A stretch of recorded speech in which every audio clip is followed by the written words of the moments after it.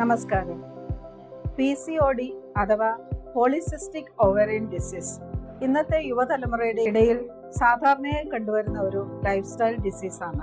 ഈ രോഗം ബാധിച്ചാൽ ഉണ്ടാകുന്ന പ്രശ്നങ്ങളെ പറ്റിയും അതുപോലെ തന്നെ ഇത് പ്രഗ്നൻസി എന്ന ഒരു കാര്യത്തെ ബാധിക്കുമോ അഥവാ ക്യാൻസർ പോലുള്ള രോഗങ്ങൾ ഉണ്ടാകുമോ എന്നൊക്കെയുള്ള സംശയങ്ങൾ നിവാരണം ചെയ്യുന്നതിനായി നമ്മോട് സംസാരിക്കുന്നു doctor Shyama Daniel, senior consultant in gynaecology, Poyyanoor hospital, Kozhencherry. നമസ്കാരം. ഞാൻ doctor Shyama, consultant gynaecologist, Poyyanoor hospital, Kozhencherry. ഇന്ന് ഞാൻ ഡിസ്കസ് ചെയ്യാൻ ഉദ്ദേശിക്കുന്ന നമ്മുടെ സൊസൈറ്റിയിൽ ഇന്ന് വളരെ കോമൺ ആയിട്ട് കണ്ടുവരുന്ന ഒരു രോഗമാണ് പോളിസിസ്റ്റിക് ഓവറി. അത് ഒരു ഹിഡൻ പാൻഡമിക് ആണെന്ന് അത് അറിയപ്പെടുന്നു. കാരണം സാധാരണ ജനങ്ങളിൽ വളരെ സംശയങ്ങളുണ്ട്. ക്യാൻസർ വരുമോ, ഇതുകൊണ്ട് പ്രഗ്നന്റ് ആകാൻ ബുദ്ധിമുട്ടുകളുണ്ടോ, അതുകൊണ്ട് വേറെ എന്തെങ്കിലും ഡിസീസസ് ഒക്കെ വരുമോ എന്നുള്ളതിനെ പറ്റിയെല്ലാം ഞാനൊന്ന് ഡീറ്റെയിൽ ആയിട്ട് ഡിസ്കസ് ചെയ്യാനാണ് ആഗ്രഹിക്കുന്നത്. ഇതിൻ്റെ ഇൻട്രൊഡക്ഷനായിട്ട് ഞാൻ ഒരു ചെറിയ ചരിത്രം അല്ലെ എൻ്റെ ഹിസ്റ്ററി ഒന്ന് പറഞ്ഞു തുടങ്ങും. 1844 ആദ്യമായിട്ട് മാസമുറയിൽ വരുന്ന ക്രമക്കേടുകളും അത് ഓവറിയൽ അണ്ടാശയത്തിൽ വരുന്ന വീക്കത്തെ പറ്റിയും സംബന്ധമുണ്ട് എന്നുള്ളത് മനസ്സിലാക്കിയ കാലമാണ്. അന്ന് വിചാരിക്കണം, സ്കാനിങ്ങോ എക്സ്റേയോ അങ്ങനത്തെ യാതൊരു ഗാഡ്ജറ്റ്സും ഇല്ലാത്ത കാലത്താണ് ഇങ്ങനൊരു അസുഖത്തെ പറ്റി കണ്ടുപിടിച്ചിരിക്കുന്നത്. പിന്നത്തെ ഒരു 100 വർഷത്തോളം ഇത് ആരും അതിനെപ്പറ്റി ഒന്നും ഗവേഷണങ്ങൾ നടത്തിയിട്ടില്ല. 1935 ഡോക്ടർ സ്റ്റീൻ ആൻഡ് ഡോക്ടർ ലെവൻതോൾ എന്ന 2 ഡോക്ടേഴ്സ് ഒരു 7 രോഗികളിൽ ഇതിനെപ്പറ്റിയുള്ള ഗവേഷണം നടത്തി സ്റ്റീൻ ലെവൻതോൾ സിൻഡ്രോം എന്നൊരു പ്രത്യേക അസുഖമാണെന്ന് അവർ കണ്ടുപിടിച്ചു. പക്ഷെങ്കിൽ അന്ന് ഈ രോഗം അത്ര പ്രാധാന്യമില്ലായിരുന്നു, അതിൻ്റെ ഇൻസിഡൻസ് വളരെ കുറവായിരുന്നു. അതിൻ്റെ കാരണം എന്താണെന്ന് വെച്ചാൽ അന്ന് ലോകമഹായുദ്ധമൊക്കെ നടന്ന് നമ്മുടെ വേൾഡില് ഇക്കോണമി വളരെ പുവറായിരുന്നു. ദാരിദ്ര്യവും പട്ടിണിയും കഷ്ടപ്പാടുമുള്ള കാലത്ത് ഈ അസുഖം അധികം ആരെയും ബാധിച്ചിട്ടില്ല. അങ്ങനെ കാലങ്ങൾ കടന്നുപോയി. 50 വർഷം കഴിഞ്ഞ് 1990s ഒക്കെ ആയപ്പോഴത്തേക്ക് വേൾഡ് ഇക്കോണമി ഇംപ്രൂവ് ചെയ്തു. ജനങ്ങളിൽ ലൈഫ് സ്റ്റൈൽ എല്ലാം മാറി, അവരുടെ ഭക്ഷണ ശൈലികൾ വ്യത്യാസം വന്നു, അവരുടെ ജീവിത രീതികൾ വ്യത്യാസം വന്നു, അമിതമായ സമ്മർദ്ദം എല്ലാം നേരിടേണ്ടി വന്നു. ഇങ്ങനത്തെ പ്രോബ്ലംസ് വന്നപ്പോൾ ഈ അസുഖം വളരെ വളരെ കൂടി വരാൻ തുടങ്ങി. അത്രയ്ക്ക് ഇമ്പോർട്ടൻസ് വന്നതുകൊണ്ട് ഇന്ന് വേൾഡില് September 1 polycystic ovarian syndrome awareness day എന്നൊരു ദിവസം ആചരിക്കുന്നു. Polycystic ovarian awareness month September മുഴുവൻ ആചരിക്കുന്നുണ്ട്. അത്രയ്ക്കുള്ള ഇമ്പോർട്ടൻസ് ആണ് ഈ അസുഖത്തിന് ഇന്ന് ഉള്ളത്. മാഡം, PCOD, PCOS ഇങ്ങനെ 2 കണ്ടീഷൻസ് ആൾക്കാർ പറയുന്നതായിട്ട് കേട്ടിട്ടുണ്ട്. ഇത് രണ്ടും ഒന്നാണോ അതോ ഡിഫറെൻ്റ് ആണോ? ഇത് രണ്ടും 2 എൻറ്റിറ്റിയാണ്. രണ്ടും ഒരേ അസുഖത്തിൽ നിന്ന് തുടങ്ങുന്നതാണ്, പക്ഷെങ്കിൽ രണ്ടും രണ്ടായിട്ടാണ് നമ്മൾ ട്രീറ്റ് ചെയ്യുന്നത്. PCOD അല്ലെ പോളിസിസ്റ്റിക് ഒവേറിയൻ ഡിസോർഡർ എന്ന് പറയുന്നത് വളരെ മൈൽഡായിട്ടൊരു അസുഖമാണ്. അത് ഓവറിയെ മാത്രം ബാധിക്കുന്നതാണ്. ഒരു ഹോർമോണിൻ്റെ പ്രോബ്ലം കൊണ്ട് മാത്രം വരുന്ന പ്രോബ്ലമാണ്. അതിൽ വരാവുന്ന പ്രോബ്ലംസ് നമ്മൾക്ക് കുറച്ച് ഈസി ആയിട്ട് ട്രീറ്റ് ചെയ്യാനും പറ്റും. അതേപോലെ ഈ അസുഖമുള്ളവരെ ബാധിക്കുന്ന ഇൻഫെർട്ടിലിറ്റി അല്ലെ വന്ധ്യത എന്ന് പറഞ്ഞ പ്രോബ്ലം കുറച്ച് നമുക്ക് ട്രീറ്റ്മെൻറ്റ് എടുക്കാനും പ്രഗ്നൻസി ആകാൻ ചാൻസസ് കുറച്ചുകൂടെ കൂടുതലുണ്ട്. ഇതിൻ്റെ ഇൻസിഡൻസ് ലോകമെമ്പാടെ ഇന്ന് വളരെ കൂടുതലാണ്. ഏകദേശം 30% ആൾക്കാരിൽ ഇത് കണ്ടുവരുന്നുണ്ട്. ഓൺ ആൻ ആവറേജ് ഒരു 5% to 22.5% ആണ് പറയുന്നത്. എന്നാൽ നമ്മുടെ സൊസൈറ്റിയിൽ ഇത് ഞാൻ കണ്ടുവരുന്നത് ഏകദേശം 1/3 ആൾക്കാരിൽ ഇത് കാണുന്നുമുണ്ട്. നേരെ മറിച്ച് പോളിസിസ്റ്റിക് ഒവേറിയൻ സിൻഡ്രോം, ആ സിൻഡ്രോം എന്ന് പറയുമ്പോൾ തന്നെ ഓർക്കണം, അത് ഒന്നുകൂടെ കോംപ്ലിക്കേറ്റഡ് ആയിട്ടുള്ള ഒരു പ്രോബ്ലമാണ്. അത് ഒരു മെറ്റബോളിക് ഡിസോർഡറാണ്. ഇത് തമ്മിൽ വളരെ വ്യത്യാസമുണ്ട്. സാധാരണ വ്യക്തികളിൽ ഇൻസുലിൻ റെസിസ്റ്റൻസ് എന്ന് പറഞ്ഞാൽ നമ്മുടെ ശരീരത്തിലുള്ള ഇൻസുലിനോട് ആ വ്യക്തിക്ക് റെസിസ്റ്റൻസ് വന്ന് ഇൻസുലിൻ ലെവൽ കൂടുതലായിരിക്കും. അതുകൊണ്ട് വരുന്ന കോംപ്ലിക്കേഷൻസ് ഓവറിയെ മാത്രമല്ല, ഇത് പല ഓർഗൻസിനെയും ബാധിക്കുന്നതാണ്. ഇങ്ങനെയുള്ള ആൾക്കാർക്ക് ഇൻസിഡൻസ് ഒരു കുറച്ചുകൂടെ കുറവാണ്. ഒരു ലെസ് ദൻ 4% ഉള്ളൂ ലോകമെമ്പാടെ വരുന്ന ഇൻസിഡൻസ്. പക്ഷെങ്കിൽ ഇവർക്കുള്ള അസുഖങ്ങൾ പലത് വരാം. ഇങ്ങനെയുള്ളവർക്ക് ഹാർട്ടിനുള്ള അസുഖം, പ്രമേഹം, അമിതമായ വണ്ണം, അതേപോലെ ബ്ലഡ് പ്രഷർ കൂടുതലായിട്ടുള്ളത്, പിന്നെ പ്രഗ്നൻസി ആകാനുള്ള ചാൻസസ് വളരെ കുറവായിരിക്കും. അതേപോലെ നമ്മൾ ട്രീറ്റ് ചെയ്യാതെ പോയാൽ യൂട്രസിന് ക്യാൻസർ വരെയും വരാം. എന്നാൽ പ്രഗ്നൻസിയിൽ ട്രീറ്റ്മെൻറ്റ് എടുത്താൽ കുറച്ചുകൂടെ കൂടുതലായിട്ട് ട്രീറ്റ്മെൻറ്റ് എടുക്കണമെന്നുള്ളതേ ഉള്ളൂ. പക്ഷെങ്കിൽ പ്രഗ്നൻറ്റ് ആകാൻ സാധ്യതകൾ ഉള്ള കണ്ടീഷനാണ്. അല്ലാതെ ഇത് കേൾക്കുമ്പം നമ്മൾ വളരെ ഡിപ്രസ്ഡ് ആയിട്ട് ഇതുകൊണ്ട് പ്രഗ്നൻ്റ് ആകത്തില്ലെന്നൊരിക്കലും വിചാരിക്കേണ്ട. ട്രീറ്റ്മെൻറ്റ് കുറച്ചുകൂടെ കൂടുതൽ വേണം. PCODയെ കാട്ടി PCOS. ഈ അസുഖം കാണുന്ന ഏജ് ഗ്രൂപ്പ് സാധാരണ 15 വയസ്സിനും 45 വയസ്സിനും ഇടയ്ക്കാണ്. അതിൽ ഒരു 18 വയസ്സിനുള്ളിൽ വരുന്ന അസുഖത്തിന് അഡോളസെൻറ്റ് PCOD എന്നാണ് പറയുന്നത്.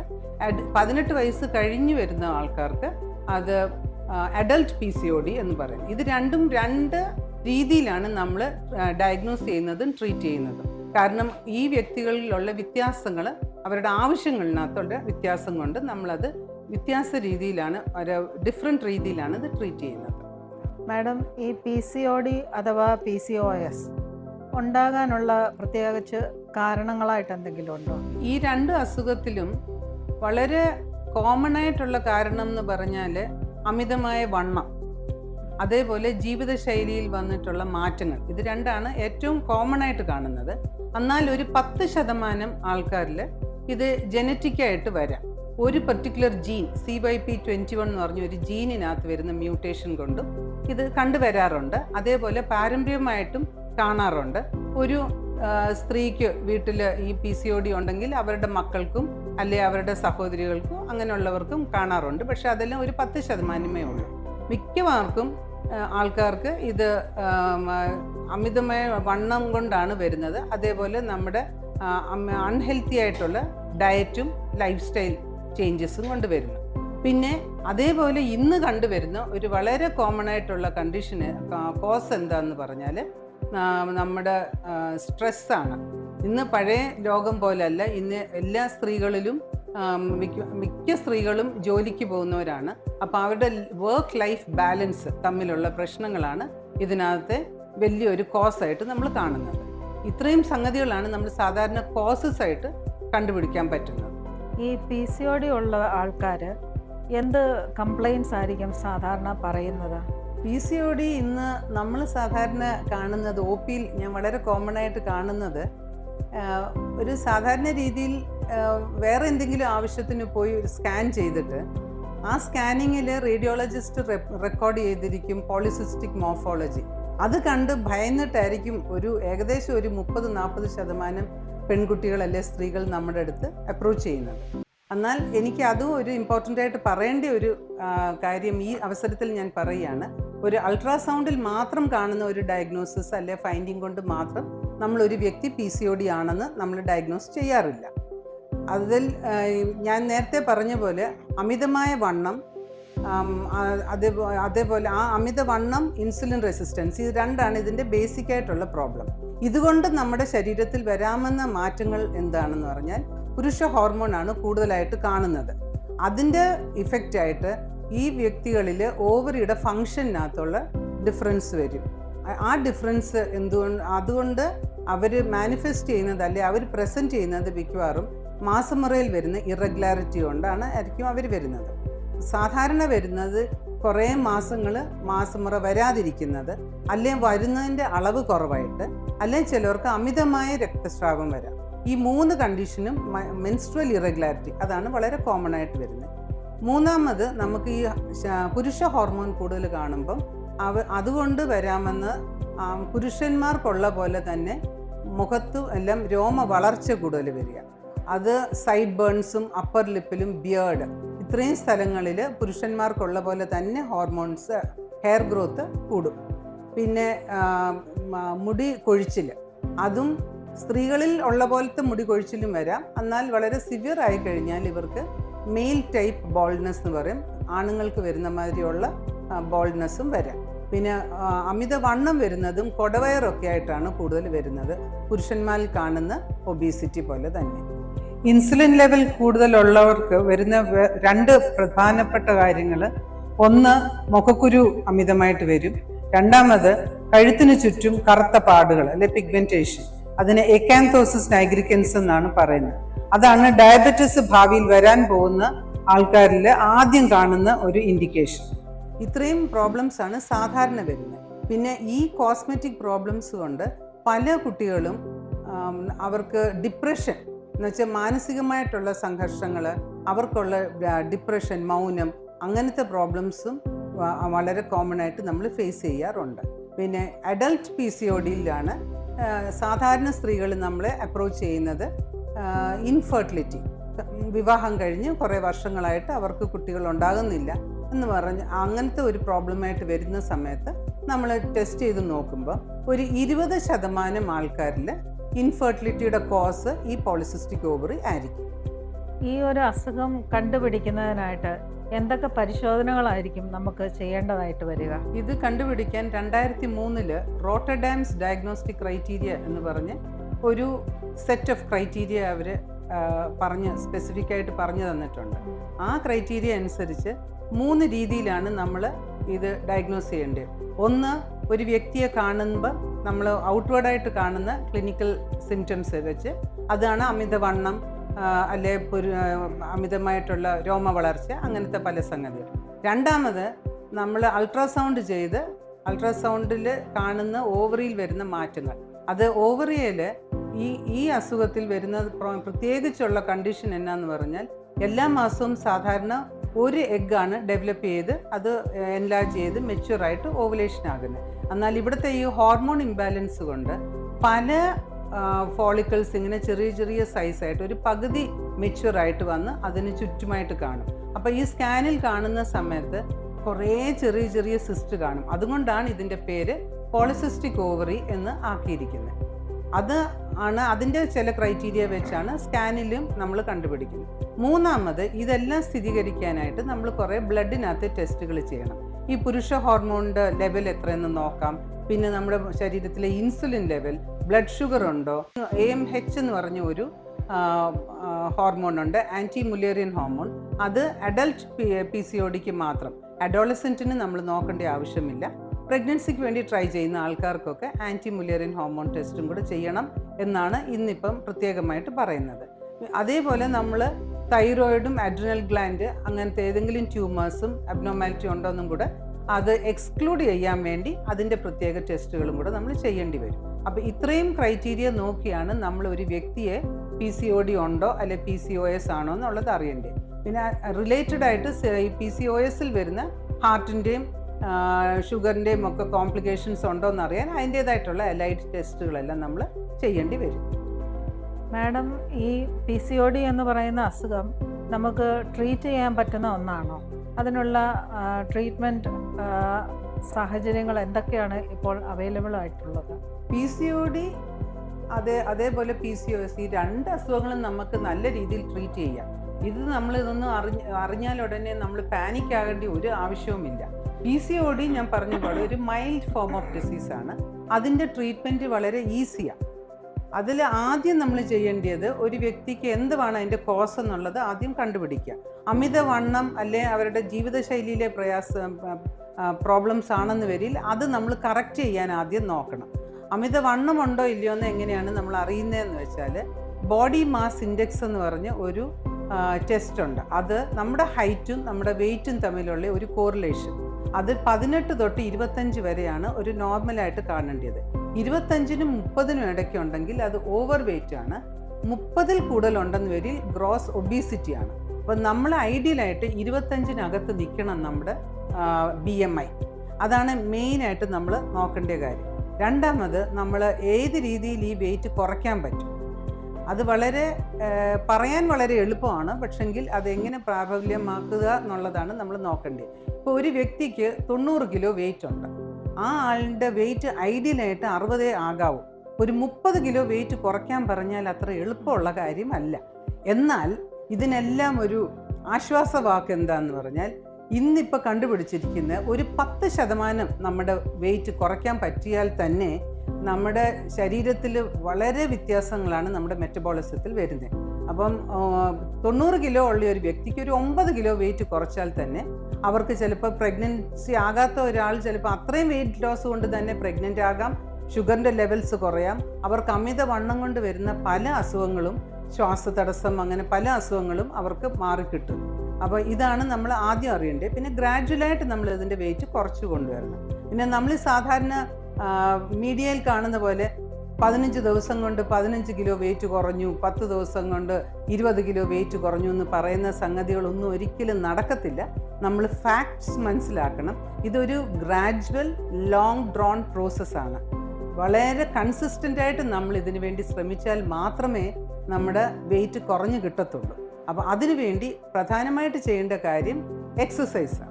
എക്സസൈസ് ഏത് രീതിയിൽ നമുക്ക് ചെയ്യാൻ പറ്റും. എക്സസൈസ് ഉദ്ദേശിക്കുമ്പം നടക്കുക എന്നുള്ളത് മാത്രമല്ല, അതൊരു റോങ് നോഷനാണ്. മസിൽ ബിൽഡിംഗ് അല്ലെ ബോഡി ബിൽഡിംഗ് എക്സസൈസ് ആണ് ഇതിന് കൂടുതൽ ഇമ്പോർട്ടൻസ്. അതിനുവേണ്ടി നമ്മൾ ജിമ്മിൽ പോകണമെന്നൊന്നുമില്ല. പല ടൈപ്പ് എക്സസൈസ് നമ്മൾ വെയ്റ്റ് ലിഫ്റ്റിംഗ്, പുഷപ്സ്, ഇങ്ങനത്തെ എല്ലാം നമുക്ക് വീട്ടിൽ തന്നെ ചെയ്യാം. ഓൺ ആൻ ആവറേജ് ഒരു 40 അല്ലെങ്കിൽ 45 മിനിറ്റ് ഒരു ദിവസം എക്സസൈസ് ചെയ്യണം, ആഴ്ചയിൽ ഒരു 5 ദിവസമെങ്കിലും. എന്നാൽ മിനിമം ഒരു 20 മിനിറ്റ് എങ്കിലും നമ്മൾക്ക് എക്സസൈസ് ചെയ്യാൻ പറ്റിയാൽ അത് തന്നെ വളരെ യൂസ്ഫുൾ ആയിരിക്കും. രണ്ടാമത്, നമ്മുടെ ലൈഫ് സ്റ്റൈലിനകത്ത് വരുന്ന മാറ്റങ്ങൾ, സ്ട്രെസ് ഒഴിവാക്കുക. അതിനുവേണ്ടി നമ്മൾ 6 അല്ലെങ്കിൽ 7 മണിക്കൂറെങ്കിലും നല്ലപോലെ റെസ്റ്റ്ഫുൾ സ്ലീപ്പ് വേണം. മൂന്നാമത്, നമുക്ക് യോഗ അല്ലെ എന്തെങ്കിലും മെഡിറ്റേഷൻസ് ചെയ്ത് നമ്മുടെ മാനസിക സംഘർഷങ്ങൾ, അങ്ങനത്തെ പ്രോബ്ലംസ് കുറയ്ക്കാനായിട്ട്, സ്ട്രെസ്സ് കുറയ്ക്കാനായിട്ടുള്ള മാർഗങ്ങൾ നമ്മൾ നോക്കുക. പിന്നത്തെ വെയിറ്റ് കുറയ്ക്കാനുള്ള ഏറ്റവും ഇമ്പോർട്ടൻറ്റ് നമ്മുടെ ഡയറ്റാണ്. ഡയറ്റിൽ നമ്മുടെ സൗത്ത് ഇന്ത്യൻ ഫുഡിനകത്ത് ഒരു 70-75% നമ്മൾ ഉപയോഗിക്കുന്നത് കാർബോഹൈഡ്രേറ്റ്സ്, ബാക്കി 25%മാണ് പ്രോട്ടീനും ഫാറ്റും യൂസ് ചെയ്യുന്നത്. എന്നാൽ നേരെ മറിച്ചാണ് വരേണ്ടത്.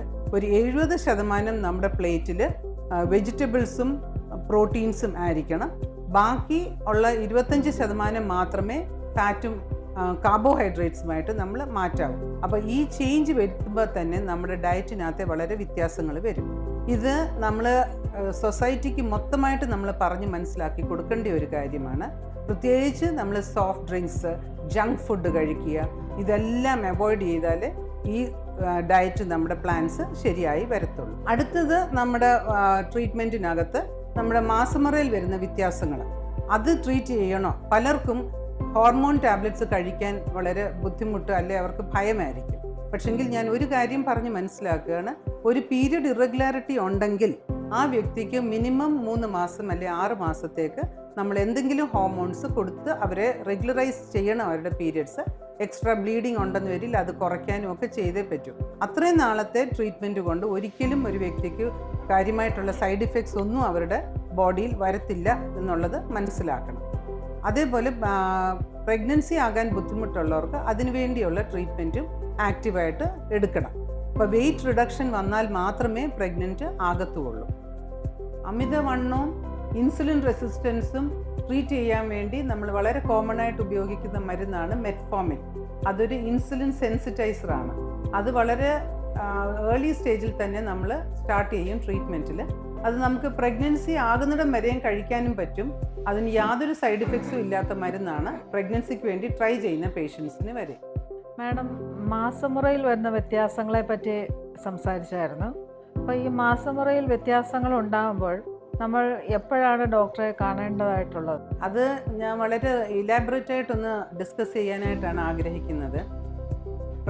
ഫസ്റ്റ് ആൻഡ് ഫോർമോസ്റ്റ്, ഒരു പെൺകുട്ടിക്ക് 15 വയസ്സായിട്ടും മാസമുറ വന്നിട്ടില്ല, അവർക്ക് പീരിയഡ്സ് ആയിട്ടില്ലെന്ന് വരില്ല, ആ വ്യക്തിയെ ആശുപത്രിയിൽ കൊണ്ടുവന്ന് നമ്മളെല്ലാ പരിശോധനകളും ചെയ്തു നോക്കണം. മാസമുറ തുടങ്ങിക്കഴിഞ്ഞാൽ ആദ്യത്തെ 1 വർഷം കുറച്ച് ക്രമം തെറ്റി വരാം, അതിനകത്ത് ബുദ്ധിമുട്ടുകളില്ല. അത് 1 വർഷം സമയമെടുക്കും ഓവറിയും ഗ്ലാൻഡും ഒക്കെ നോർമലായി മെച്യൂറായി വരാൻ. അപ്പോൾ അതിനുള്ള ടൈം നമ്മൾ സാധാരണ കൊടുക്കും. 1 വർഷത്തിനും 3 വർഷത്തിനും ഇടയ്ക്ക് ഒരു 35 അല്ലെങ്കിൽ 45 ദിവസത്തിൽ കൂടുതൽ മാസമുറ വ്യത്യാസം വരികയാണെന്ന് വരിൽ നമ്മൾ കുറച്ച് കൺസേൺഡ് ആയിരിക്കണം, ഹോസ്പിറ്റലിൽ വന്ന് കാണിക്കണം. പ്രത്യേകിച്ച് അറിയേണ്ടത് ഒരു 90 ദിവസത്തിൽ കൂടുതൽ എന്ന് വെച്ചാൽ ഒരു 3 മാസത്തിൽ കൂടുതൽ ഏത് വ്യക്തിക്കും മാസമുറ വന്നിട്ടില്ലെന്ന് വരിൽ അത് പരിശോധനകൾ നടത്തുകയും വേണം, അതിന് ആവശ്യത്തിനുള്ള ട്രീറ്റ്മെൻറ്റ് ചെയ്യുകയും വേണം. PCOD എന്ന അസുഖത്തെ പറ്റി മാഡം വളരെ നന്നായിട്ട് സമൂഹത്തിന് മനസ്സിലാകുന്ന രീതിയിൽ സംസാരിച്ചു. എന്നിരുന്നാലും ഇന്നത്തെ യുവതലമുറയ്ക്ക് എന്ത് അഡ്വൈസാണ് മാഡത്തിന് കൊടുക്കുവാനുള്ള ഈ ഒരു അസുഖം ഉണ്ടാകാതിരിക്കാനും അഥവാ ഉണ്ടായാൽ എന്തൊക്കെ ചെയ്യണം എന്നതിനെ പറ്റിയും? ഇന്നത്തെ യുവതലമുറയോട് എനിക്ക് പറയാനുള്ളത്, ഒന്ന്, PCOD എന്ന് പറഞ്ഞ അസുഖം എന്ന് കേട്ടാൽ ഉടനെ നമ്മൾ ഭയപ്പെടുകയോ ആശങ്കപ്പെടുകയോ ചെയ്യേണ്ട ആവശ്യമില്ല. അത് പാനിക് ആകേണ്ട ഒരു കാര്യവും ഇല്ലാത്ത ഒരു അസുഖമാണ്.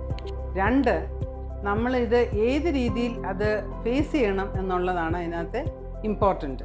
നമുക്ക് പ്രധാനമായിട്ട് ഉള്ളത് prevention is better than cure എന്ന് നമ്മൾ പണ്ടുകാലം പറയുന്ന പോലെ ഈ അസുഖം വരാതിരിക്കാൻ എന്തൊക്കെ നമുക്ക് ചെയ്യാൻ പറ്റും. അതിനുവേണ്ടി ഹെൽത്തി ആയിട്ടുള്ള ഡയറ്റ്, ഹെൽത്തി ലൈഫ് സ്റ്റൈൽ, നമ്മൾ സ്ട്രെസ്സൊക്കെ കുറയ്ക്കാനും ഒക്കെ നമ്മൾ ആദ്യം തൊട്ടേ നമ്മൾ ശ്രദ്ധിക്കണം. ഇത് ഏത് രീതിയിൽ നമുക്ക് ശ്രദ്ധിക്കാൻ പറ്റും എന്നുള്ളതാണ്. അത് വേണ്ടിയത് PCOD അവയർനെസ് ഡേയും മന്തും ഒക്കെ വന്നിരിക്കുന്നത് ഇതിനു വേണ്ടിയാണ്. നമ്മുടെ സൊസൈറ്റിക്ക് നമുക്ക് ഇതിനൊരു അവയർനെസ് വരുത്തി വെക്കണം.